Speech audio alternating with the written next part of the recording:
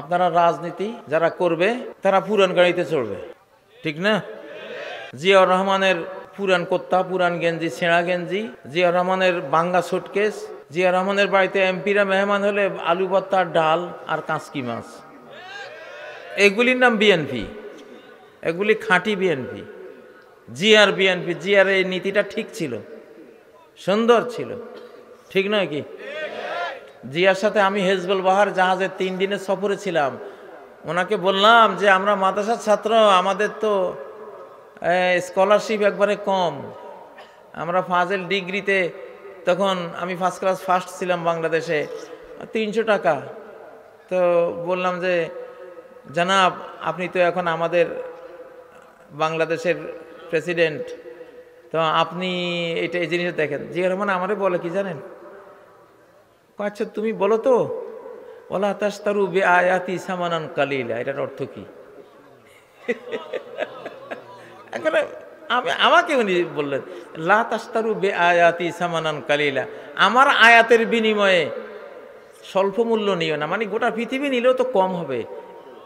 জিয়া সাহেব আমাদের বলতেছে এটার অর্থ। আমি বললাম এটা হলো যারা আয়াতের ভুল ব্যাখ্যা করে পয়সা খায়, আসলে ওইটা, কিন্তু এটাও সিটা লাগে আর কি। হেসে দিয়ে, আমরা তো তখন ছোট্ট বাচ্চা, আমার বয়স কত ছিল? 16 বছর বয়স, কিন্তু আমার জামাটা ছিল সবচেয়ে লম্বা। ভার্সিটির একটা মেয়ে দেখে বলতেছে, কই এইটা এই বয়সে এত লম্বা জামা গায়ে দিয়েছে, বড় হয়ে কি করবে? তো সে যদি আজকে আমার এই বক্তৃতা শুনে দেখতেছে, তো আমি কি করতেছি বড় হয়ে। আলহামদুলিল্লাহ, জিয়াকে আমি দেখেছি, খুব কাছ থেকে দেখেছি। উনি ভেতরে খুবই আল্লাহওয়ালা টাইপের মানুষ ছিলেন, নামাজি কালামি ছিলেন, ইমানদার ছিলেন। তো এবং তিনি দেশপ্রেমিক ছিলেন।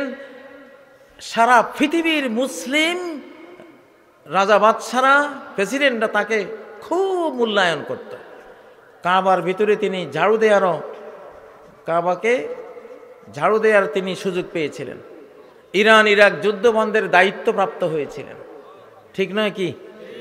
জিয়াকে এই জন্যই তো মারা হয়েছে যে এই লোক যেভাবে লিড দিচ্ছে, বাংলাদেশ তো কলোনি থাকবে না, এটা তো উন্নত এক দেশে পরিণত হবে। এই জন্যই তো জিয়ার রাজনীতি যারা করেন, আমরা চাই জিয়ার ব্লাড থেকে কথা আসুক, জিয়ার ব্লাড থেকে কথা আসুক। যারা হিংসা ছড়ায়, জিয়াউর রহমান সাহেবের নাম নিয়ে যারা হিংসা ছড়াবার কাজ করে বাংলাদেশে, আমরা তাদের পছন্দ করি না, ঠিক নয় কি?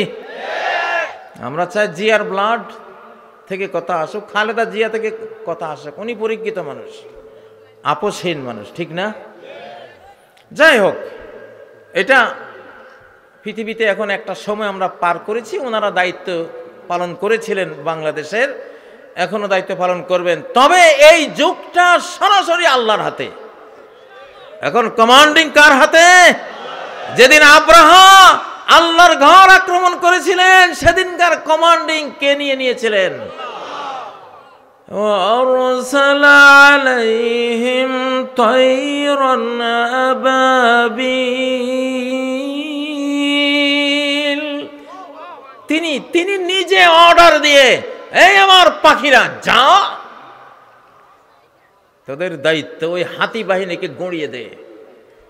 এক কমান্ডে আল্লাহর ছোট্ট ছোট্ট পাখিরা হাতির চেয়েও বড় হয়ে গিয়েছিল শক্তিতে, পাওয়ারে, ঠিক নয় কি? কিছু সময় যখন মানুষরা ব্যর্থ হয়, তখন কমান্ডিংটা আল্লাহ নিজে হাতে নিয়ে নেন, আঞ্চলিক শাসন রহিত করে কেন্দ্রীয় শাসন, আকাশের কেন্দ্রীয় শাসন চালিয়ে দেন। এখন সেই যুগটা চলছে।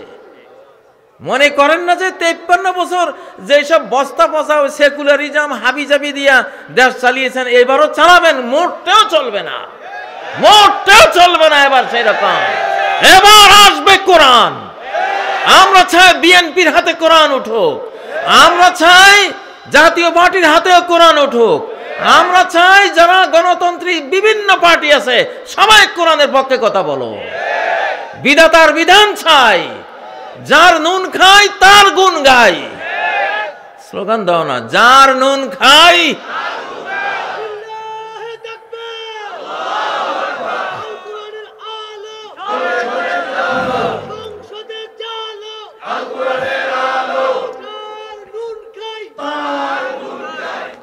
আমরা আল্লাহর গুণ গাইব, ঠিক না? আল্লাহ আপনি শুনতেছেন সব, উনি তো সাথে আছেন, আমাদেরকে শুনতেছেন, দেখতেছেন সব, আলহামদুলিল্লাহ। আরেকটা রাজার কথা বলবো, ইনি জুলকারনাইন, গোটা বিশ্ব শাসক, বিশ্ব বিজয়ী জুলকারনাইন। রাজা হলে এরকমই হতে হয়। উনি রাজত্ব পেয়ে যেটা করেছিলেন, বাংলার রাজনীতিকদের ওনার কথা থেকে শিখতে হবে। সূরা কাহাফের মধ্যে ওনার ঘটনা আছে। উনি পশ্চিমে গেলেন, বিরাট এক এলাকা ওনার সামনে, ওনার দখলীভূত হলো।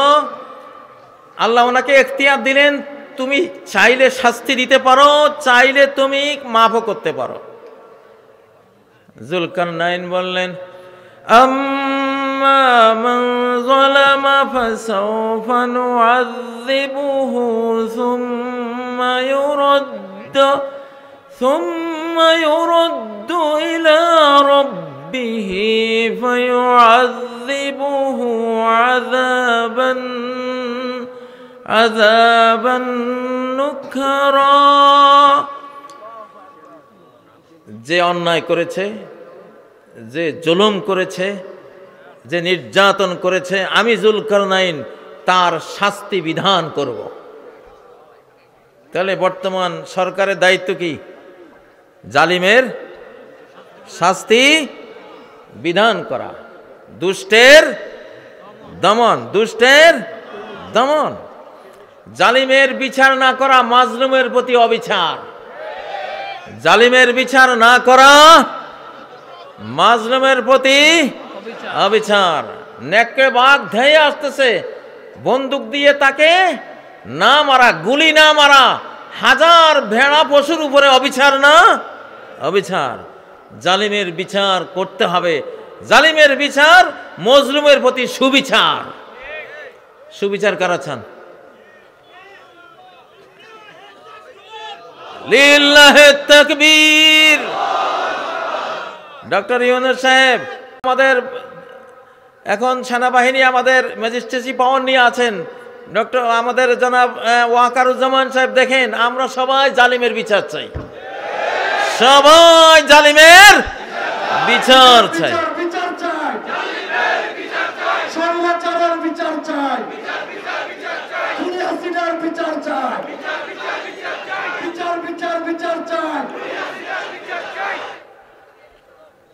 তাহলে উনি বললেন, আমি জালিমের বিচার করব। আর কি?